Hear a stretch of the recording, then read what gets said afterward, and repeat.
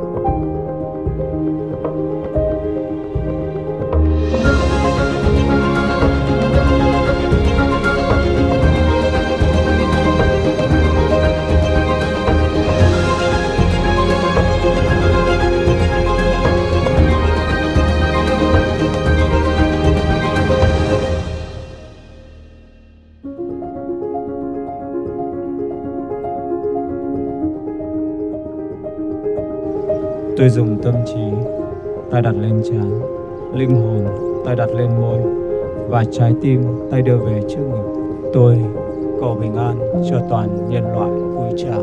Namaste.